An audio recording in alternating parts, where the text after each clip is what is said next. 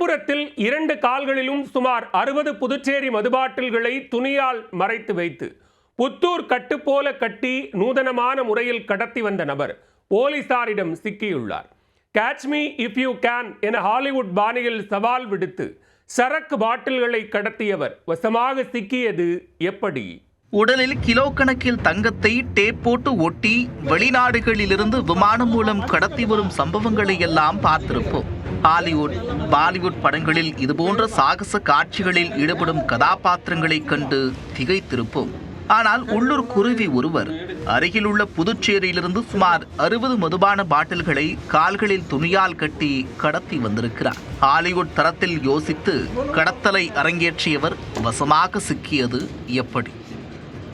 இப்படித்தான் வேட்டிக்குள் ஒரு குட்டி டாஸ்மாக்கையே மறைத்து வைத்து விழுப்புரத்திற்கு கடத்தி வந்திருக்கிறார் முதியவர் ஒருவர். விழுப்புரம் பழைய பேருந்து நிலையம் அருகே மேற்கு காவல் நிலைய போலீசார் தீவிர வாகன சோதனையில் ஈடுபட்டுக் கொண்டிருந்தனர். வழியாக முதியவர் ஒருவர் கால்களை அகற்றிக் கொண்டு கேஷுவலாக நடப்பது போல் வந்து கொண்டிருந்தார். அந்த நடையே போதும் அவரை காட்டிக் கொடுக்க என்பது போல போலீசார் அவரை அழைத்து விசாரணை செய்தனர்.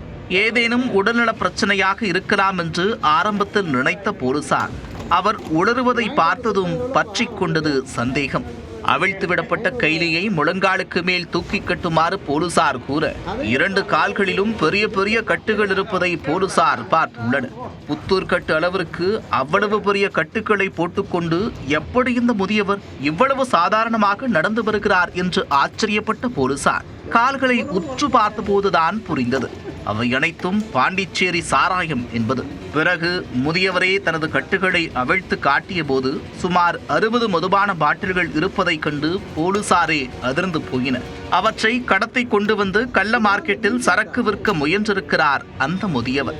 அவரிடம் விசாரித்த போது விழுப்புரம் வி மருதுரை சேர்ந்த 62 வயதான முரளி என்பது தெரிய வந்தது.